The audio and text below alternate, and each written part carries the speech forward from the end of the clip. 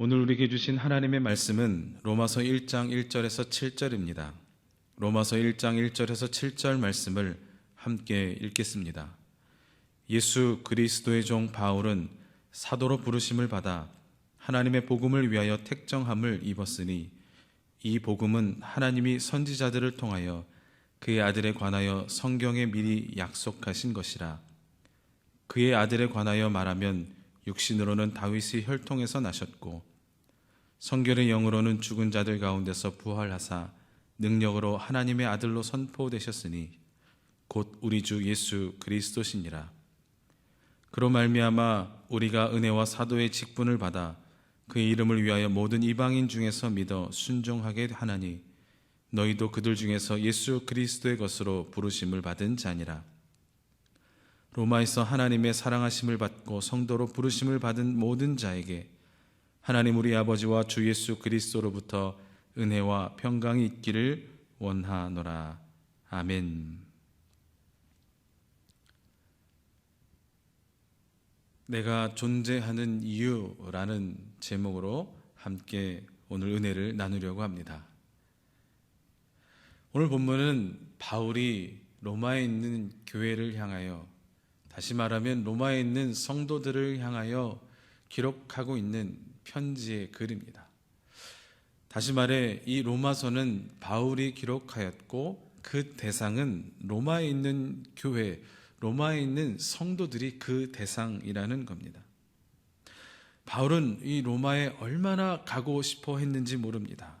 가려고 여러 번 시도했지만 길이 막혀서 가지 못했다고 13절에 기록합니다. 13절 말씀을 함께 읽겠습니다. 13절입니다. 형제들아, 내가 여러 번 너희에게 가고자 한 것을 너희가 모르기를 원하지 아니하노니 이는 너희 중에서도 다른 이방인 중에서와 같이 열매를 맺게 하려 함이로되 지금까지 길이 막혔도다. 아멘. 바울이 왜 그렇게 로마에 가고 싶어 했을까요? 당시 최고의 나라, 최고의 국가에 가보고 싶어 하는, 정말 좋은 나라에 가서, 기회가 많은 땅에 가서 성공하고 싶어서 가고 싶었을까요? 아니면 이 바울에게 자신이 로마 시민권이 있는 자라는 것을 당당하게 여기고 그것을 사용하고 싶어서 들어가고 싶었을까? 전도하면서 이방 가운데 정말 그렇게 전도 다니면서 천대받고 멸시받고 죽을 뻔하고 그렇게 멸시받다가 당당하게 내가 로마 시민이야 하면서 자존감을 회복하고 싶어서 갔을까? 바울은 정말 로마에 가고 싶어 했습니다. 그렇게도 바울이 로마에 가고 싶어 한 이유가 무엇이었을까? 이 로마 교회는 다른 이방의 교회들과는 다른 모습을 보여줍니다. 다른 이방의 교회는 바울이 대부분 개척한 교회들입니다.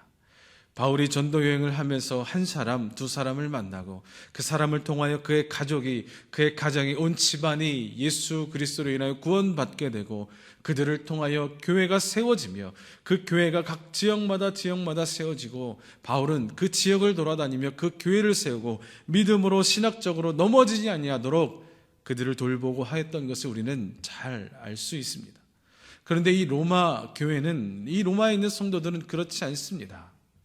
예수님의 부활과 승천 이후에 믿는 자들이 뿔뿔이 흩어지고 하였을 때에 이 로마에까지 간 예수 그리스도를 믿는 자들이 자체적으로 모여 생겨진 것이 바로 로마 교회입니다.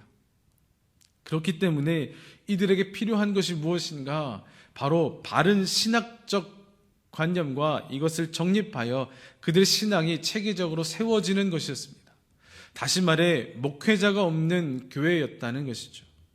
그래서 바울은 이들이 잘 바르게 세워지기를 원했습니다. 그래서 이 로마에 가기를 정말 그렇게 간절히도 원했습니다. 이 로마서를 통하여서 바울의 고백을 통하여 바울의 존재적 가치, 그의 모습을 보며 우리에게 적용해 볼 수 있기를 원합니다. 사람은 인생에 크게 두 번 깊이 생각하는 때가 온다고 합니다.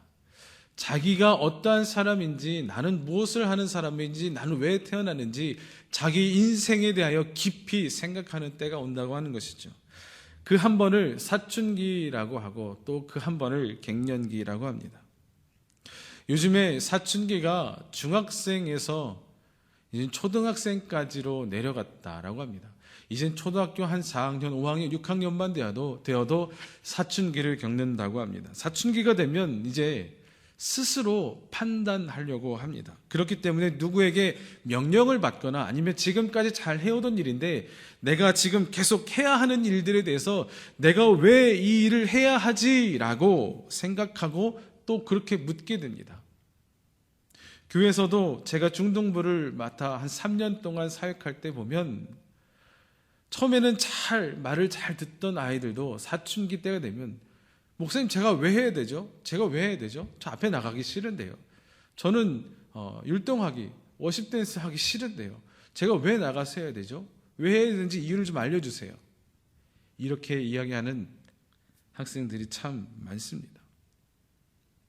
초등학교 때는 그저 부모님이 데리고 오니까 당연히 와야 하는 줄로 알고 또 이렇게 잘 오고 또 시키면 이것저것 함께 무엇을 하자라고 하면 같이 열심히 잘 하던 아이들도 이제 사춘기 때가 되면 중학생이 되고 이제 머리가 크기 시작하면 이제 하기 싫어하고 내가 왜 해야 되는지, 그리고 지금까지 내가 무엇을 한 건지, 내가 이걸 왜 한 건지, 그러면 예수님은 누구신지, 하나님은 누구신지, 내가 지금까지 드리던 이 예배가 정말 하나님께 드려지는 것인지 그 근본적인 것부터 시작하게 됩니다. 내가 이것을 왜 하는 것인가 라는 것이죠.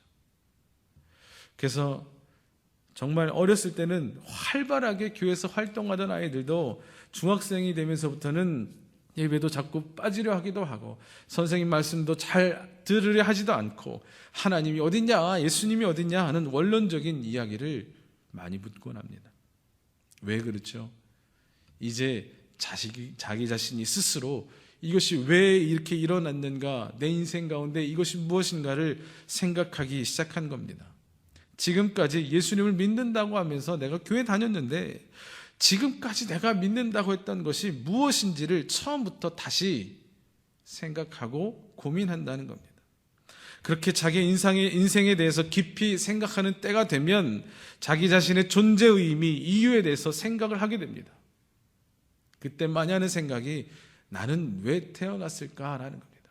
나의 존재는 어떤 존재인가? 내가 태어난 목적이 있을까? 나는 혹시 실수로 태어난 것은 아닐까? 내가 태어난 것에는 아주 중요한 의미가 있을까? 아니면 별 의미가 없을까? 그냥 태어났을까? 아이들이 그렇게 생각한다는 겁니다. 우리는 다 어려서부터 자라면서 막연히 나는 소중한 존재야, 혹은 아니면 나는 그렇게 소중한 존재는 아닐지라도 그래도 살만한, 그래도 어느 정도 받을 존재이기는 해 라고 생각했을지도 모르고 또 큰 관심을 받지 못하고 자랐다면 낮은 자존감으로 자기 자신의 존재에 대한 가치를 아주 낮게 생각할지도 모릅니다. 이렇듯이 많은 사람들이 이 존재의 이유를 찾기 위해서 또 많은 고민을 하고 밤을 새고 토론도 하며 또 어떤 사람들은 술을 마시면서 더 자극적인 것을 찾기도 하고 자신을 찾고 또 찾아 많은 사람들이 헤매고 있습니다. 어떤 한 사람이 자기 자신의 블로그에 올린 글을 보니까요, 내가 의미가 있으려면 내가 존재하는 이유가 있어야 하는데 도저히 찾지 못하겠다. 자신의 존재 의미를 찾으러 철학에 대한 책도 읽었고 심리에 관한 책, 유전공학, 뇌연구소적 등을 읽었으며 어떠한 지식적인 것으로도 나의 존재 이유를 찾으려 했지만 찾지 못했다. 그런 오랜 시간의 공부에도 그 어느 것도 나의 존재에 대한 답을 주지 못했다는 것이 그 내용이었습니다.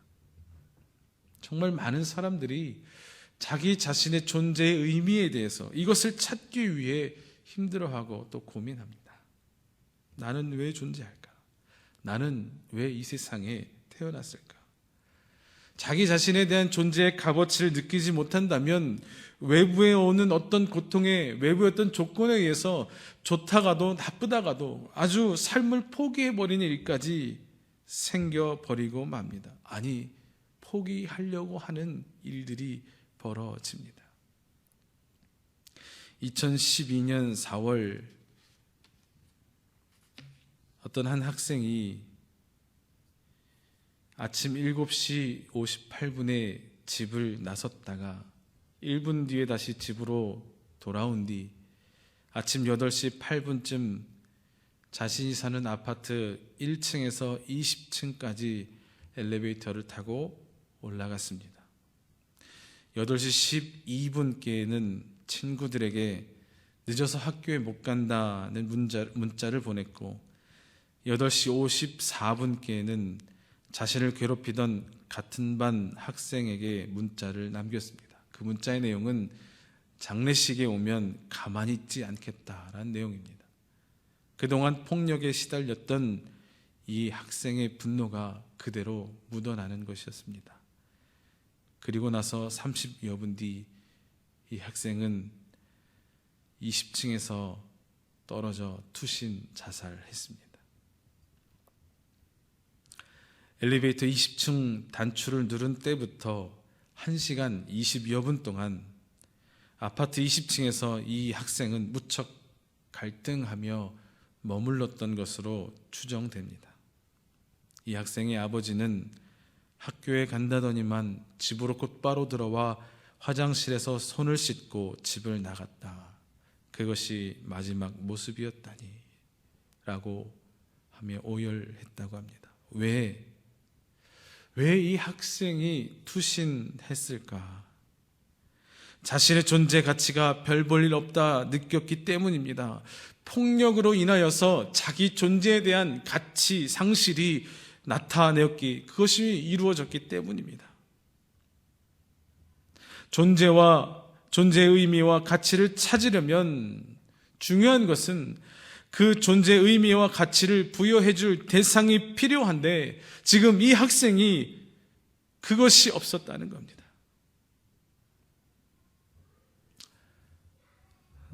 여러분, 사랑하는 남녀 간에 흔히 하는 닭살 멘트가 있죠. 그것이 뭐냐면 이런 이야기입니다. 너로 인하여서 나의 존재의 이유를 알게 되었다. 네가 바로 내 존재의 이유다라고 하는 그런 이야기입니다.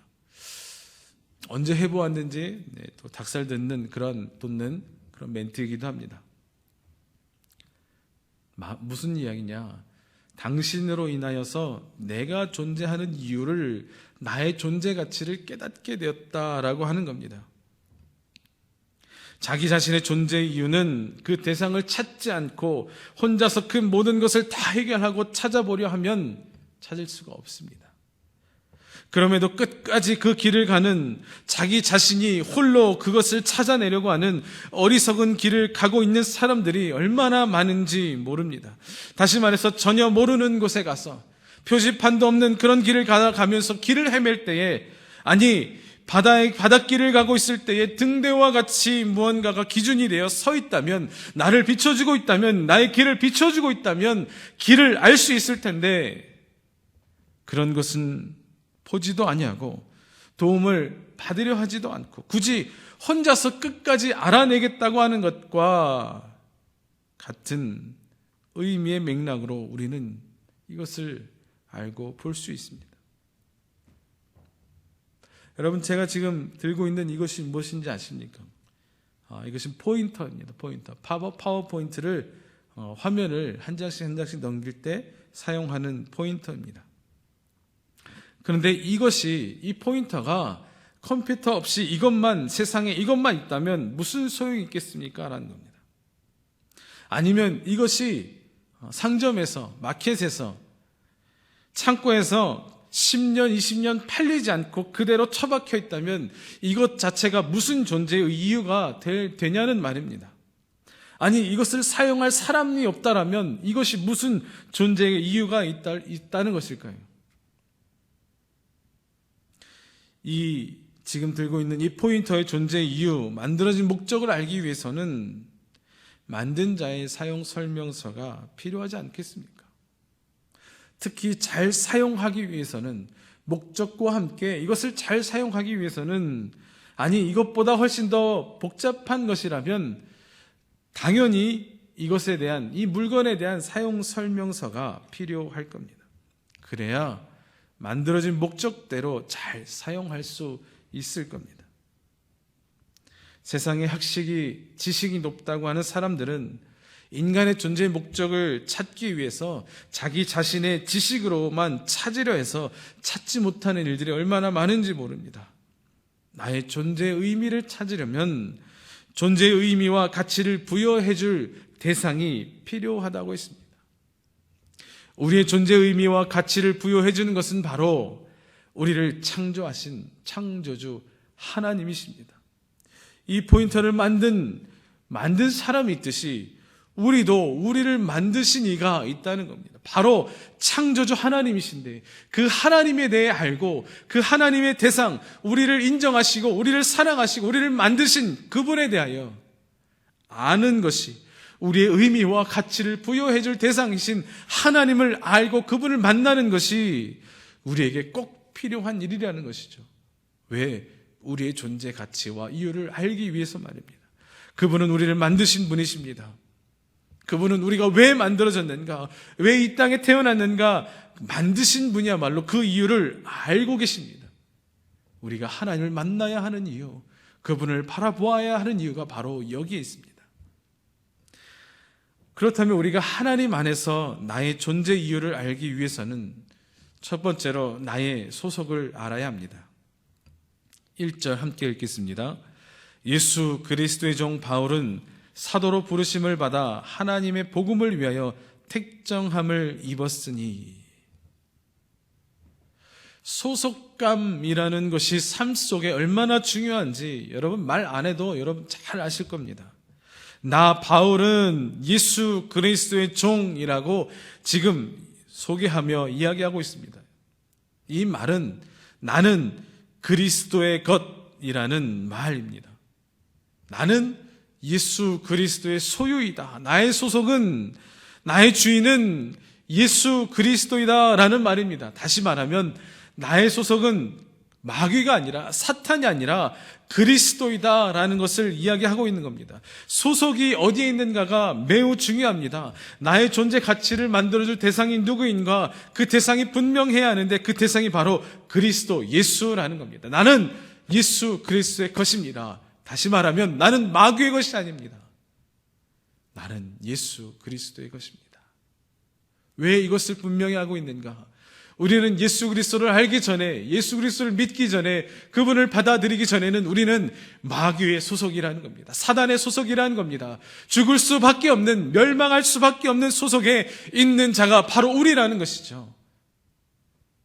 하나님이 세상을 이처럼 사랑하사 독생자를 주셨으니 이는 그를 믿는 자마다 멸망하지 않고 영생을 얻게 하려 하심이라. 이는 그를 믿는 자마다 멸망하지 않고, 다시 말하면 이 그를 믿지 아니하면 모두 다 멸망하는 자, 사단에 속한 자라는 겁니다. 예수 그리스도를 모르는 자, 그 소속은 다 사단에 속한 자라는 겁니다. 그런데 지금 바울이 말하는 건 나는 그리스도의 것입니다. 그리스도의 종입니다. 그분의 소유입니다 라고 하는 것은 나는 더 이상 사단의 소유가 아닙니다. 나의 소속은 더 이상 사단이, 마귀가 아닙니다 라고 고백하고 이야기하는 것이죠. 포로가 되었을 때 그 포로는 누구에게 소속되는가? 포로로 사로잡은 자, 악한 자들의 소속입니다. 그런데 그를 구출하여 내었을 때는 그 구출한 나라의 소속이 됩니다. 예수 그리스도께서 그 이름을 믿는 자들에게 사단에게서 구출해내어 구속하셔 꺼내온 그 자는 바로 예수님의 소속, 예수님의 값어치, 가치가 있는 자라는 겁니다. 군인이 자기의 소속을 알지 못한다면, 자기가 어디에 소속하고 있는지 자기 소속을 분명히 모른다면 그것이 군인이겠습니까? 전시 상황이라면 아주 이것은 큰일 날 일일 겁니다. 하나님 안에서 나의 존재를 알기 위해 두 번째는 내가 만들어진 목적을 잘 알아야 합니다. 5절 함께 읽겠습니다. 그로 말미암아 우리가 은혜와 사도의 직분을 받아 그의 이름을 위하여 모든 이방인 중에서 믿어 순종하게 하나니. 목적을 모른다는 것은 어디로 갈지 모르고 길을 가는 것과 똑같습니다. 여행을 가겠습니다. 저는 여행을 갈 겁니다. 라고 하면서 어디로 여행 갈지 모르는 겁니다. 길을 모르고 방향을 모르고 떠나는 것과 똑같다라는 이야기입니다. Purpose Driven Life라는 책이 참 한동안 많이 읽혀졌습니다. 목적이 이끄는 삶이라는 내용입니다. 목적이 바로 삶을 이끌어간다라고 하는 강조하는 것, 바로 그것입니다. 목적을 알고 목적대로 분명하게 사는 것이 얼마나 중요한 것인지, 지금 이 삶이, 나의 삶이 목적 없이 산다면 아무것도 이루지 못하는 그러한 어려운 삶이 될 수도 있는데, 목적이 이끌어갈 때에 비로소 나의 가치를 알고 존재를 알고 이 삶이 의미가 있게 된다는 겁니다. 어떤 물건이든지 만든 사람이 있고 만든 의도가 있습니다. 지금 이거 요새 있는 이 많은 물건들도, 이 예배당 안에 있는 물건들도, 마이크도 컵도, 이 모든 것이 만든 사람의 의도가 있습니다. 만들어진 의도대로 쓰임받는 것이 가장 합당한 일입니다. 그것이 아무리 비싼 물건이라 할지라도, 아니 아무리 저렴한 물건이라 할지라도 그 만든 목적에 따라 사용하는 것이 가장 합당한 일이라는 것이죠. 하나님 안에서 나의 존재 이유를 알기 위한 세 번째는 창조자의 부르심입니다. 창조자의 부르심을 알아야 합니다. 누군가 나를 불렀다는 것은 내가 그에게 필요한 자라는 것을 알려주고, 즉 나는 쓸모 있는 자다라는 것을 알게 해주는 것입니다. 오늘 본문에 보면 부르심이라는 단어가 3번 나옵니다. 1절과 6절, 7절에 부르심이라는 단어가 계속해서 등장합니다. 1절과 6절, 7절 한번 읽겠습니다. 예수 그리스도의 종 바울은 사도로 부르심을 받아 하나님의 복음을 위하여 택정함을 입었으니. 6절입니다. 너희도 그들 중에서 예수 그리스도의 것으로 부르심을 받은 자니라. 7절에 로마에서 하나님의 사랑하심을 받고 성도로 부르심을 받은 모든 자에게 하나님 우리 아버지와 주 예수 그리스도로부터 은혜와 평강이 있기를 원하노라. 1절은 바울 자신이 사도로 부르심을 받았다고 고백하는 것이고, 6절과 7절은 로마교회 사람들에게 당신들은 예수 그리스도의 것입니다. 성도입니다. 예수 그리스도의 것으로 성도로 부르심을 받은 자들입니다. 라고 이야기해 주고 있는 것입니다. 부르심이라는 것에는 부른 자, 바로 주체가 있습니다. 여기서 부르심을 부른 자, 주체가 누구인가? 바로 예수 그리스도입니다. 예수님의 부르심, 예수님의 초대, 예수님의 그 부르심 가운데에 나온 자들이라는 겁니다. 당신들은 그 누가 부른 자들도 아니고 바로 예수 그리스도께서 불러 나온 자들입니다.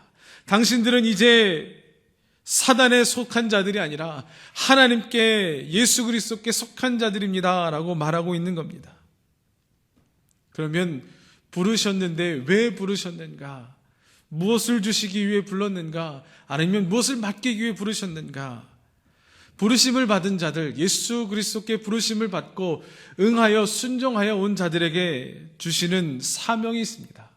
모든 자들에게 주시는 그 사명, 대사명이라고 하는 것이 바로 마태복음 28장 19절과 20절입니다. 우리 마태복음 28장 19절 20절을 함께 읽겠습니다. 그러므로 너희는 가서 모든 민족을 제자로 삼아 아버지와 아들과 성령의 이름으로 세례를 베풀고 내가 너희에게 분부한 모든 것을 가르쳐 지키게 하라. 볼지어다 내가 세상 끝날까지 너희와 항상 함께 있으리라 하시니라. 아멘.